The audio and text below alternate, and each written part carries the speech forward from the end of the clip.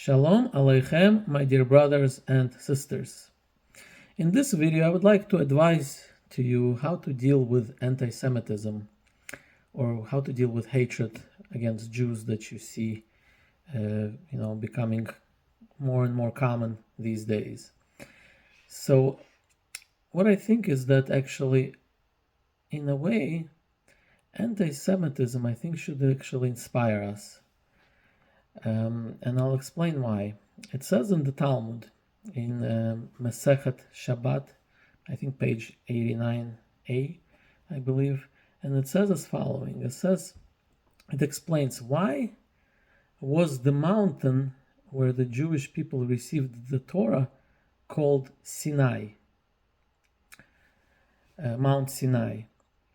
And it gives several explanations, but then at the end it gives another explanation, and what it says is that the word Sinai actually comes from the word Sinah, which means hatred. Meaning to say that when God gave the Torah to the Jewish people, this is when the hatred descended among the nations against the Jewish people.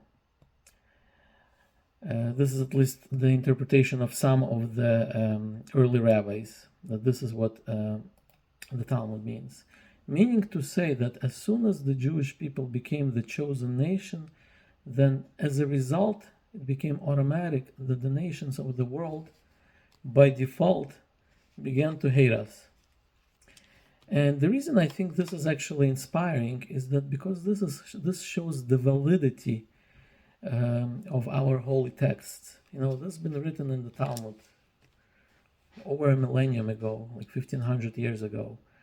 And the fact that it still holds true, in a way, is inspiring, right? These kind of prophecies or predictions.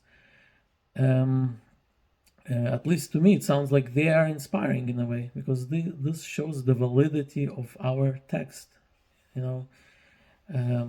And now, why is it inspiring? In a way, you can argue that it's valid, but it says bad things about us, meaning like something negative is going to happen with us, which is the hatred against the Jewish people. And it's interesting, by the way, that this hatred sometimes contradicts, like when the nations of the world hate the Jews, sometimes they contradict in each other. For example, in one country they hate the Jews because they are too active in politics or something like that. In another country they hate the Jews because they are too passive in politics, as if they don't care about the country they live in. In one place they hate us because the Jews are too rich. In another country they hate the Jews because they say the Jews are too poor and they're like parasites.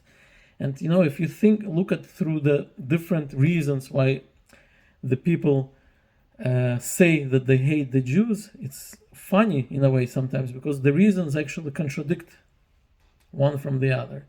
But anyways, so why is this inspiring? It's because, first of all, we see that the accuracy of the predictions that we have in the Torah and the Jewish text, in the oral Torah, in this case it's the Talmud. And the Torah itself also predicts many things, that the Jews will be in exile and they will be persecuted, and that there will be no rest for the sole of their feet, meaning that they will be exiled from place to place, from country to country. And even though it says all these horrible things, but the fact that they are accurate in a way is inspiring. Why? Because eventually it predicts the good things as well that's going to happen to the Jewish people. For example, it says in the prophet Zephaniah, writes in chapter 3, verse 20, it says, "At that time I will bring, and at that time I will gather you, for I will make you a name and a praise among all the peoples of the earth when I restore your captives before your eyes, said the Lord." So this verse predicts the Jewish people's return to the land of Israel. Then in Deuteronomy chapter 30, verse 5, it says another, inspiring verse. It says, And the Lord your God will bring you to the land which your forefathers possessed, and you will too take possession of it. And he will do good to you, and he will make you more numerous than your forefathers.